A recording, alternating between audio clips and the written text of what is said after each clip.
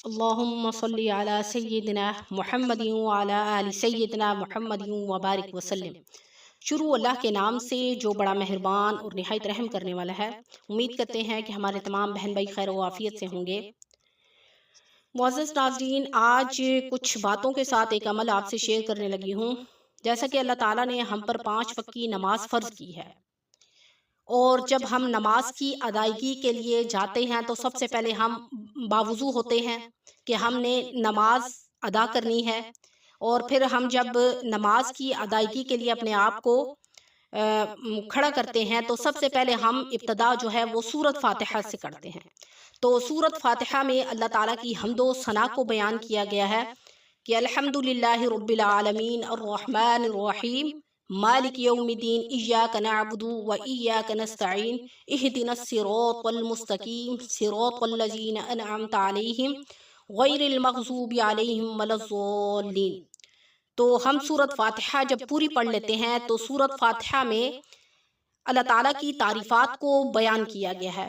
اور جب ہم نماز ادا کرتے ہیں تو ہم ان الفاظ کو صرف زبان سے ادا نہیں کرتے، بلکہ دل اور دماغ کے ساتھ اللہ کی تمام تعریفات کو بھی قبول کرتے ہیں۔ یعنی مسلمان ہونے کے ناطے ہماری ایک سچی لگن ہوتی ہے، ہمارے دل سے ایک آواز نکلتی ہے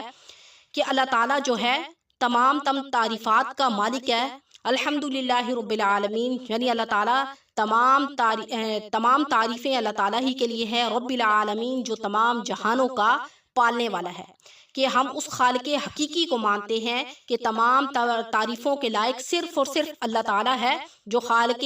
حقیقی ہے، جو معبود برحق ہے، جس نے تمام جہانوں کو پیدا کیا۔ تو یہاں پر ہم تمام جو معبود باطلہ ہیں ان کی ہم نفی کرتے ہیں، ان کی تردید کرتے ہیں، ان کو رد کرتے ہیں، کہ ہم صرف اس خالق حقیقی کی تعریف بیان کرتے ہیں جس نے تمام جہانوں کو پیدا کیا، اور وہ رب ہے تمام جہانوں کا۔ آگے اللہ کی صفت جو ہم سورۃ فاتحہ میں دل سے ادا کرتے ہیں، الرحمن، بڑا مہربان۔ دیکھیں، مہربان جو ہے وہ اللہ کی ایک صفت ہے کہ انسان، ہم مسلمان جو ہیں، غیر مسلم کو چھوڑ کے ہم جو مسلمان ہیں، نون مسلم کو چھوڑ کے ہم جو مسلمان ہیں، ہم مسلمان ہونے کے ناطے بھی سارا دن گناہ کرتے ہیں، شراب پیتے ہیں، زنا کرتے ہیں، چوری کرتے ہیں، چغلی کرتے ہیں، غیبت کرتے ہیں۔ اتنے گناہوں کے باوجود بھی اللہ کی ایک صفت ہے کہ وہ ہم پر بڑا مہربان ہے۔ وہ چاہے تو ہمیں 1 منٹ میں ایسا ہمیں جھٹکا لگائے کہ ہم اٹھنے کے بھی قابل نہ رہیں، لیکن یہ اس کی مہربانی ہے کہ اس نے اپنے بندے کو اتنے ڈھیل دے رکھی ہے کہ شاید اس کو توبہ کی مہلت مل سکے، اور شاید میرا بندہ میری طرف رجوع کر سکے۔ یہ اس کی مہربانی ہے، یہ اس کی صفت ہے۔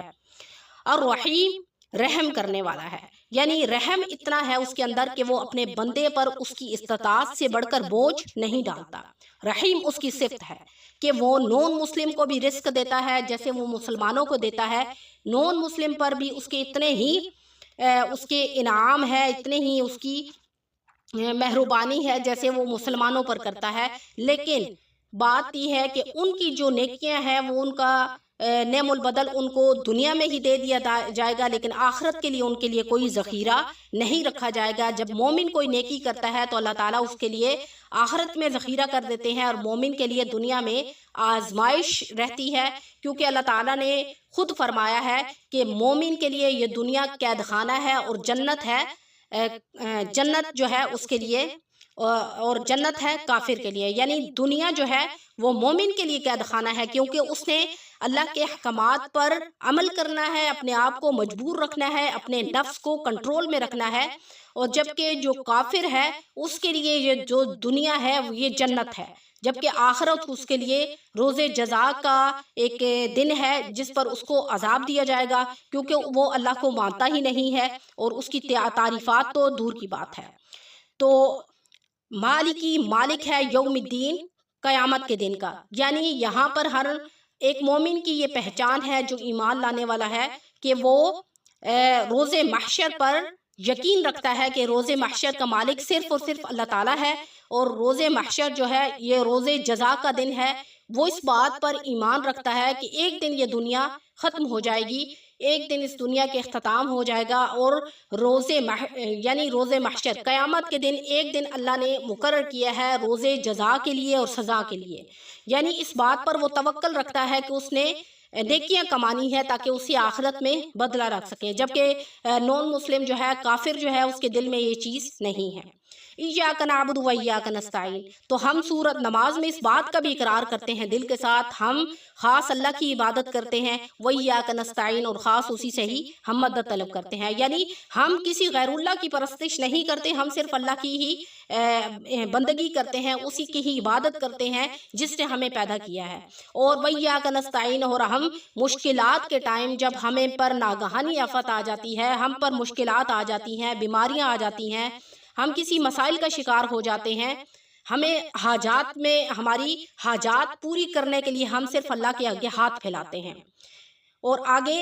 اہدنا الصراط المستقیم، اہدنا، تو چلا ہمیں، صراط المستقیم، سیدھے راستے پر۔ یہ ہم دعائیہ کلمات اللہ سے کہتے ہیں نماز کے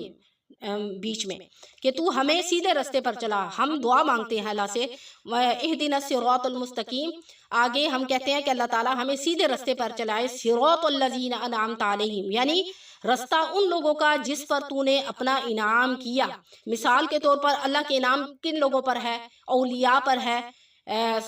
شہداء پر ہے، انبیاء پر ہے، نبیوں پر ہے، رسولوں پر ہے، یعنی ہم یہ دعائیہ کلمات کہتے ہیں کہ یا اللہ تو ہمیں ایسے لوگوں میں شمار کر جن پر تیرا خاص انعام ہو، وَأَنْعَمْتَ عَلَيْهِمْ غَيْرِ الْمَغْضُوبِ عَلَيْهِمْ وَلَا الضَّالِّينَ، اور تو ہمیں نہ چلا گمراہوں کے رستے پر، یعنی ہم اس چیز سے پناہ مانگتے کہ اللہ ہمیں گمراہی سے دور کر۔ تو یہ جو تمام تر کلمات ہم نماز میں دل کی ادائیگی کے ساتھ کر لیتے ہیں، تو گویا کہ ہم نے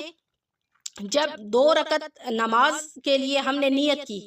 2 رکعت نماز ہم نے ادا کی، اور ہم نے دل میں دماغ کو جو ہے ہم نے یہ سورت فاتحہ کے جو جتنے معنی ہے اس کو لے کر اور اللہ کی ذات کو مد نظر رکھ کر سورت فاتحہ پڑھی نہیں، دل سے دعا مانگی، اور ساتھ میں سورت فاتحہ کے معنی کو بھی مد نظر رکھا، اور دل میں سورت فاتحہ میں اللہ کی تعریفات کو بیان کیا کہ میں صرف اور صرف اپنے رب سے ان تمام کلمات کے ساتھ ہم کلام ہو رہا ہوں، یعنی اپنے رب سے گفتگو کر رہا ہوں دلی طور پر اور دماغی طور پر۔ تو آپ علیہ السلام نے فرمایا کہ میں ایسے شخص کو جنت کی ضمانت دیتا ہوں تو اس پر جنت واجب ہے۔ سبحان اللہ! دیکھیں ہم دن میں کتنی نمازیں ادا کرتے ہیں، اگر ہم یہ چیزوں کو سمجھیں کہ ہم 2 رکعت کی اگر نماز ادا کرتے ہیں اس میں سورت فاتحہ میں ہم تمام توجہ اس چیز کی طرف رکھتے ہیں کہ صرف اللہ کے سے ہم کلام ہو رہے ہیں، تو اس پر جنت واجب ہو جاتی ہے۔ تو پھر سوچیں ہم کتنی نمازیں پڑھتے ہیں، تو کیا ہم تو صرف جنت جو ہے وہ ہم نماز میں ہی کما سکتے ہیں۔ تو یہ چھوٹی چھوٹی باتوں کو آپ سمجھیں۔ اور جو میں آپ سے عمل شیئر کرنے لگی تھی وہ یہ تھا کہ یہ جو دعائیہ کلمات ہیں اگر اس کے بعد بھی آپ دعا مانگیں گے تو جس بھی حاجت مقصد کے لیے آپ دعا کریں گے اللہ تعالیٰ آپ کی دعا کو قبول فرمائیں گے۔ اور دوسری بات یہ ہے کہ جو شخص بیمار ہے، اگر آپ 41 دن 41 مرتبہ سورت فاتحہ پڑھیں دل کے ساتھ، دماغ کے ساتھ، اس کو معنی کو مد نظر رکھنے کے ساتھ، آپ اس پانی کو دم کریں، بیماروں کو پلا دیں، آپ خود پی لیں، انشاءاللہ آپ کے دل میں سکون رہے گا۔ دوسری بات یہ ہے اس کے بعد آپ جو دعا کریں گے انشاءاللہ اللہ تعالیٰ آپ کی ہر دعا کو قبول فرما دیں گے۔ کاروباری بندش ہے، پریشانیوں میں گھیرے ہوئے ہیں، جتنی بھی مشکلات ہیں، اس عمل کے آگے مشکلات کوئی بھاری نہیں ہے،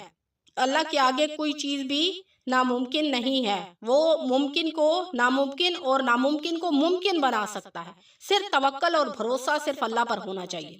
تو معزز ناظرین یہ عمل بہت مجرب ہے، ویڈیو کو پورا سنیں، انشاءاللہ اس سے آپ کو بہت فائدہ ہوگا۔ تو انشاءاللہ نیکسٹ وظیفے کے ساتھ آپ کی خدمت پہ حاضر ہوں گے۔ السلام علیکم ورحمۃ اللہ وبرکاتہ۔